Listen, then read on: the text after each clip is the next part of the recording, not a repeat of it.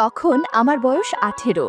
গরমের ছুটিতে নারায়ণপুর গ্রামে গেছি বেড়াতে, আমার একমাত্র মাসির বাড়িতে। আমার মাসির নাম রীতা দেবী। মাসির বয়স তখন 39। মেশো মিলিটারিতে চাকরি করে, বর্তমানে উনি কাশ্মীরে আছেন। মাসির কোনো বাচ্চা কাচ্চা হয়নি, তবে প্রতিবার মেশো এলে চেষ্টার কমতি রাখেন না। এবারও তার ব্যতিক্রম হয়নি। গতকালই মেশো ছুটি শেষ করে চাকরিতে গিয়েছে, আর আমি এলাম আজ দুপুরে। মাসিদের বাড়িটা নদীর পাশেই, একতলা একটা বাড়ি, সামনে একটু উঠোনের মতো, চারপাশে পাঁচিল দেওয়া, পেছনে কলঘর, 3 দিকে টিনের ঘেরাও, আর সামনে একটা পর্দা টাঙানো। আমি মাসির বাড়িতে ঢুকে মাসি মাসি বলে চেঁচাতে লাগলাম। কোনো সাড়া পেলাম না, তবে ঘরের দরজা খোলা দেখে আমি ঘরে ঢুকে জামা বদলে নিলাম। হঠাৎ পেছন থেকে মাসির ডাক শুনতে পেলাম, বাবু তুই? আমি ঘুরে তাকাতেই অস্বস্তিতে পড়ে গেলাম। মাসি একটা কালো পেটিকোট আর বুকে একটা লাল ভিজে গামছা জড়িয়ে দাঁড়িয়ে আছে। বুঝতে পারলাম মাসি স্নান করছিলেন, আমার ডাকে চলে এসেছেন। মাসি এবার সামনে এসে বেশ অভিমান করেই বলল, এতদিন পর বুঝি এই পরমুখী মাসিটাকে মনে পড়ল তোর? আমি আমার মা বাবার একমাত্র সন্তান। মাসি আমাকে নিজের সন্তানের চেয়েও বেশি ভালোবাসে।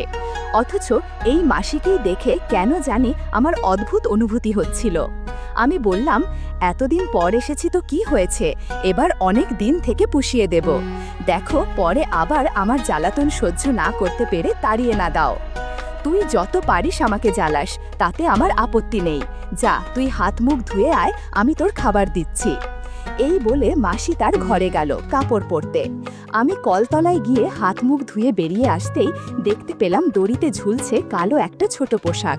সেটা যে মাসির তাতে সন্দেহ নেই। মাসিকে একটু আগে যেমন লেগেছিল, এখন এই শুকোতে দেওয়া ছোট পোশাক দেখেও তেমন লাগছে। আমি কাছে গিয়ে সেটা হাতে তুলতেই চোখে আটকে গেল। এমন সময় মাসির ডাক শুনে সংবিত ফিরে পেলাম।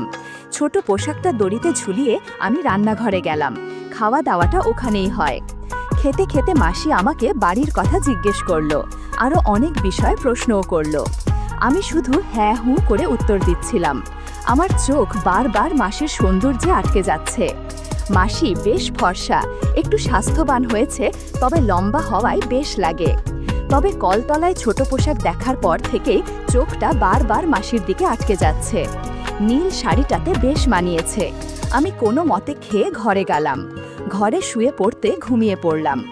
সন্ধে হওয়ার কিছু আগে ঘুম ভাঙল। মাসি আমাকে চা দিল আর একটা চাবি দিয়ে বলল, যা চাটা খেয়ে নদীর ধার থেকে ঘুরে আয়, ভালো লাগবে। আর এই চাবিটা রাখ, আমি একটু মন্দিরে যাব। আমি চলে এলে তো এলামই, আর না এলে তুই এই চাবিটা দিয়ে তালা খুলিস। এই বলে মাসি বেরিয়ে গেল। আমি নদীর ধারে হাঁটতে লাগলাম। কিছুক্ষণ হেঁটে বাড়ি ফিরছি। একটু হেঁটে রাস্তার পাশে একটা গাছের আড়ালে বসলাম।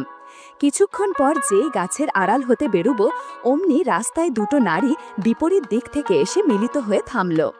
আমি ভাবলাম ওরা চলে গেলে তবেই বেরোবো, নইলে এই সন্ধেবেলায় আড়াল থেকে বেরোতে দেখলে অন্য কিছু ভাবতে পারে। নারী দুটোর একজন মাসির বয়সী, আর একজনের বয়স 45 হবে। তাদের কথা শুনে জানলাম বয়সে যে একটু বড় তার নাম গোপী, আর ছোটটা সীতা। আমি অজ্ঞতা তাদের কথা শুনতে লাগলাম। গোপী বলল, হ্যাঁ রে সীতা, এই সন্ধেবেলা কোথায় যাচ্ছিস? সীতা বলল, আরে গোপী বৌদি যে, এই তো রীতাদির বাড়িতে, ও ব্লাউজ পেটিকোট বানাতে দিয়েছিল, ওটা দিতে যাচ্ছি। গোপী বলল, দেখি ব্লাউজগুলো, ইস ব্লাউজের কি অবস্থা, এই হালকা ব্লাউজ কেন যে পরে বুঝি না। সীতা বলল, কি যে বল না, গরম বলেই হালকা কাপড়ের ব্লাউজ বানিয়েছে। গোপী বলল, গরম না ছাই, আমাদের গরম নেই বুঝি, আরে রীতা ওর সৌন্দর্য সবাইকে দেখাতে চায় বলেই এরকম পরে। এই বলে গোপী নামের মহিলাটি চলে গেল।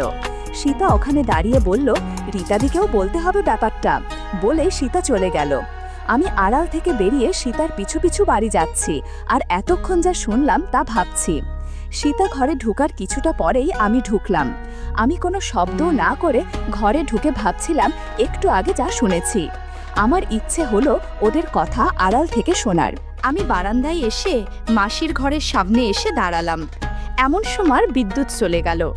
ভেতর থেকে আওয়াজ উঠল, সীতা বাইরে চল, এই গরমে থাকা সম্ভব না। শুনে আমি দ্রুত আমার ঘরে চলে এলাম। রীতা মাসি বলল, শোন, আমি না বলা পর্যন্ত তুই অশোকদাকে এ বাড়িতে আসতে নিষেধ করবি। আজই ওকে এটা জানাবি। বাবু বাড়িতে, বুঝতেই পারছিস, জানাজনি হলে ঝামেলার পরে যাব। সীতা বলল, তা না হয় বলবো, কিন্তু এভাবে আর কতদিন গো? পাড়ার মহিলারা যেভাবে আমাদের, বিশেষ করে তোমার পিছে লেগেছে, তাতে কদিন যে শাক দিয়ে মাছ ঢাকতে পারবো ভগবানই জানেন। আজ গোপী খোঁচা মেরে কিছু কথা শুনিয়ে দিল। ওদের আলাপ থেকে বুঝতে পারলাম অশোকদার সাথে এই দুজনের গভীর সম্পর্ক আছে। দুজনের স্বামী বাইরে থাকে বলে অশোকদার সাথে একটু সময় কাটায়। আরও জানতে পারলাম দুইজন আমাকে পটিয়ে কিছু একটা করতে চায়। এসব বলে দুজন ওখান থেকে উঠল। সীতা দরজা দিয়ে বেরিয়ে যেতেই মাসি তার ঘরে ঢুকল। আমি নিঃশব্দে ঘর থেকে বেরিয়ে বাড়ির বাইরে বেরোলাম। কিছুক্ষণ পর বাড়িতে ঢুকে মাসি মাসি বলে ডাকতেই মাসি দরজা খুলে বেরিয়ে এলো। পরনে একটা নীল ম্যাক্সি। মাসি আমাকে বলল, কোথায় ছিলি রে বাবা? আমার বুঝি চিন্তা হয় না? হাত মুখ ধুয়ে আয়। আমি কলতলায় যেতে যেতে ভাবতে লাগলাম, মাসির এ ব্যাপারটা একটু অন্যরকম। ব্যাপারটা একদম গুলিয়ে যাচ্ছে। তবে মাসির কথা ভাবতে আমার কেমন যেন লাগছিল। বারবার মাসির কথা মনের মধ্যে ভেসে উঠছে। এসব ভাবতে ভাবতে রাতের খাবার খেয়ে শুয়ে পড়লাম। একটু পর বাতি জেলে মাসি এলো। মাসি এসে আমার পাশে বসে এক গ্লাস দুধ এগিয়ে দিল। নে বাবা, দুধটুকু খেয়ে নে, তুই অনেক ক্লান্ত, এটা তোকে শক্তি যোগাবে। দেখিস না মায়েরা নিজেদের সন্তানদেরকে কত যত্ন কর। অবশ্য ভগবান আমাকে সেই সুযোগ দেয়নি। আমি কোনো মতে গ্লাসের দুধটা খেয়ে মাসিকে গুড নাইট বললাম। মাসির আচরণের এই পরিবর্তন বুঝতে পারলেও সাহসের অভাবে আমি কিছুই করতে পারিনি। অনেক কষ্টে ঘুমালাম আর ঘুমের ভেতর মাসিকে স্বপ্নে দেখলাম। বন্ধুরা, ইউটিউবের কড়া নিয়মের কারণে স্বপ্নে যা দেখেছি তা সরাসরি বলা যাচ্ছে না। তোমরা কমেন্টে দেয়া লিংক থেকে আমার ওয়েবসাইট ভিজিট করো, সেখানে একদম খোলামেলা গল্প দেয়া আছে। পরদিন ঘুম থেকে উঠতে উঠতে প্রায় 11টা বেজে গেল। আমি ভাবলাম এখনই স্নান সেরে ফেলা দরকার। আমি স্নান ঘরে যেতেই মাসির শুকোতে দেওয়া ছোট পোশাক নজরে এলো। তার মানে মাসি একটু আগে স্নান সেরে ফেলেছে। মাসি যাতে বুঝতে পারে সেজন্য আমি ছোট পোশাকটা নিয়ে পর্যবেক্ষণ করতে লাগলাম। সুগন্ধ নাথে যেতেই অনেক ভালো লাগছিল। স্নান সেরে ঘরে পৌঁছাতেই মাসির ডাক পেয়ে খেতে গেলাম। মাসির মাথায় একটা লাল টিপ আর সিঁদুর, নাকে একটা রিং পরা, তাতে মাসিকে অনেক সুন্দর লাগছিল। আমি ঠিক করলাম আজ সারা দিন মাসির পাশাপাশি থাকব। মাসি আমাকে খেতে দিয়ে পাশে বসে কথা বলতে লাগলো। তবে মাসির মিটিমিটি হাসিটা আমাকে বেশ অস্বস্তিতে ফেলেছে। আর কোনো কথা খুঁজে না পেয়ে আমি চুপচাপ খেয়ে মাসির পাশে বসে রান্না করা দেখতে লাগলাম। আমার কাছে পুরো দৃশ্যটা কাল্পনিক মনে হলেও তা যে বাস্তব তা বুঝতে পারছিলাম। আমি মাসির কাছ থেকে উঠে চলে এলাম ধরা পড়ার আগেই। দুপুরে খেয়ে আমি আমার ঘরে একটু ঘুমোতে চেষ্টা করলাম। হঠাৎ মাসির ঘরের দরজা খোলার আওয়াজে আমি সজাগ হলাম। বুঝতে পারলাম সীতা এসেছে। আমি উঠে মাসির ঘরের দরজায় কান পাততেই শুনলাম, ধ্যাত, ওকে দিয়ে কিছুই হবে না। তুই বল না, আজ আমি যে পোশাক পরেছি তা দেখে যে কারোর মন আটকে যাওয়ার কথা। আর রান্নার পুরোটা সময় একটু অগোছালো ভাবেছিলাম, তবুও ওর কোনো সাড়া নেই। সীতা বলল, আহা দিদি, তুমি ওর ওপর রাগ করছো কেন? আমার মনে হয় তুমি ওর মাসি, তাই যদি কিছু মনে করো বা ওকে বকা দাও বা ওর মাকে বলে দাও, তাই কিছু পড়ছে না। তাই আমি বলি কি, তুমি ওকে। বাকি কথাগুলো ফিসফিসিয়ে বলাতে আমি কিছুই শুনতে পেলাম না। শুধু এটুকুই শুনলাম, মাসি বলছে, তুই পড়িসও বটে, তাহলে এক কাজ কর, তোর বোনপোটাকে বলিস ওটা নিয়ে যেন 5টার দিকে চলে আসে। আমি বাবুকে নিয়ে তখনই বেরোবো। তাহলে আমি যাই, দেরি করলে আবার চিনুকে পাওয়া যাবে না। এই বলে সীতা চলে গেল। আমি বিছানায় শুয়ে পড়তেই মাসি ঘরে এলো। আমার পাশে বসে বলল, বাবু ঘুমিয়ে পড়েছিস? বললাম, না মাসি, কেন? চল আজ একটু বেরিয়ে আসি, পাশেই শহরে একটু ডাক্তার দেখব, তারপর না হয় দুজন মিলে একটা মুভি দেখে বাড়ি ফিরব। আমি বললাম, ওকে চলো।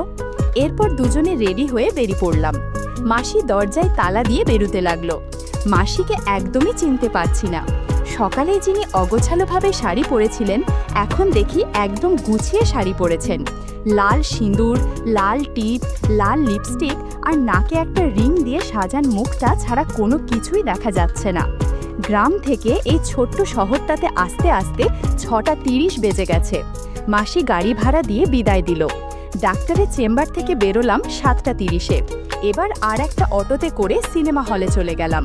মাসির জাগটা ভালো করে জানা, মেশোর সাথে নাকি প্রায় আসে। মাসি আমাকে নিয়ে যে মুভিটা দেখলো তা বেশ ভালোই, তবে মুভির মাঝখানে মাসি টয়লেটে গেল আর ফিরেও এলো একটু অগোছালোভাবে। আমি শুধু ভাবতে লাগলাম, মাসি হঠাৎ এই বেশ ধরল কেন? তাহলে আজ রাতেও কি কিছু হবে? মুভিটা শেষ হতেই আমরা বেরুলাম। তখন প্রায় রাত 10টা। মাসিকে যাওয়ার কথা বলতেই মাসি অবাক হয়ে বলল, পাগল হয়েছিস? এত রাতে কোন অটোওয়ালা যেতে চাইবে না? আমার এক পরিচিত দিদির একটা হোস্টেল আছে, ওখানেই থাকবো। আমরা একটা অটো নিয়ে প্রায় 20 মিনিটের মধ্যেই একটা গলির সামনে দাঁড়ালাম। ভাড়া মিটিয়ে মাসি গলি ধরে এগুতে লাগলো। আমি মাসির পেছন পেছন যেতে লাগলাম। একটা গেটে 2টো লোক বসা ছিল। মাসি কি যেন বলল, তারপর তারা আমাদেরকে একটা ঘরের সামনে দিয়ে চলে গেল। আমাকে বাইরে দাঁড়া করিয়ে মাসি ভেতরে ঢুকলো। ভেতরে আরও 2টো নারী ছিল, তারা যে মাসির পরিচিত তা বোঝা যাচ্ছে। একটু পরেই মাসি একটা মহিলাকে সাথে নিয়ে বেরিয়ে এলো। তারা দুজন সামনে আর আমি পেছন পেছন যেতে লাগলাম। পুরানো এই বাড়িটির দোতলার একদম উত্তরের ঘরের সামনে নিয়ে মহিলাটি চাবি দিয়ে চলে গেল। মাসি চাবি খুলে ভেতরে ঢুকলো, আমিও তাই। বাতি জ্বালতেই বেশ ভালো লাগলো। সাজানো একটা ঘর, বড় একটা খাট, লাগোয়া বাথরুম, একটা টেবিলও আছে। আমরা ঘরে ঢোকার একটু পরেই সেই মহিলাটি 2টো টাওয়েল আর একটা পরিষ্কার লুঙ্গি দিয়ে গেল। মাসি ওটা নিয়ে ওকে বলল ঘরে খাবার দিতে। আমি তো বেশ অবাক, এরা এত যত্ন আত্তি করছে, ব্যাপারটা কি? মাসিতে জিজ্ঞেস করতেই বলল এই হোস্টেলের মালিক তার বেশ পরিচিত। আমরা ফ্রেশ হয়ে খেয়ে দিয়ে টিভি দেখতে লাগলাম। হঠাৎ পাশের ঘর থেকে কেমন যেন থপ আওয়াজ আসতে লাগলো। আমি মাসিকে সেটা জিজ্ঞেস করতেই মাসি মুখ টিপে হেসে বলল, মনে হয় হাতুড়ি পিটিয়ে কাজ করছে, তুই টিভি দেখায় মনোযোগ দে তো। আমার কেন যেন সন্দেহ হচ্ছিল। আমি ঘুমাবো বলে শুয়ে পড়তে মাসি বলল, কিরে ঘুমিয়ে পড়বি? আমি বললাম, তাছাড়া কি করব, রাত 12টা বাজে। গরমের দিনে এটা কি এমন রাত বলো তো? এটা বলতে বলতেই মাসি শাড়ি চেঞ্জ করতে লাগলো। আচমকা মাসির এই কাণ্ড দেখে আমার অস্বস্তি হলো। এই গরমে শাড়ি পরে ঘুমোতে একদমই আরাম পাবো না, তাই একটু চেঞ্জ করে নিচ্ছি। এর সময় মাসি আমাকে কিছু প্রশ্ন করেছিল। মাসির এমন সরাসরি প্রশ্ন আশা করিনি। আমি কোনো মতে মাথা নাড়লাম। এ সময় অনেক না বলা ঘটনা ঘটে যায়, যা বলে বোঝানো যাবে না। বন্ধুরা, ইউটিউবের কড়া নিয়মের কারণে এসব ঘটনা সরাসরি বলা যাচ্ছে না। তোমরা কমেন্টে দেওয়া লিংক থেকে আমার ওয়েবসাইট ভিজিট করো, সেখানে একদম খোলামেলা গল্প দেয়া আছে। এভাবে 2 ঘন্টা পর কখন যে ঘুমিয়ে গেছি জানি না। সকালে ঘুম ভাঙতেই দেখি মাসি স্নান সেরে চুল আঁচড়াচ্ছে।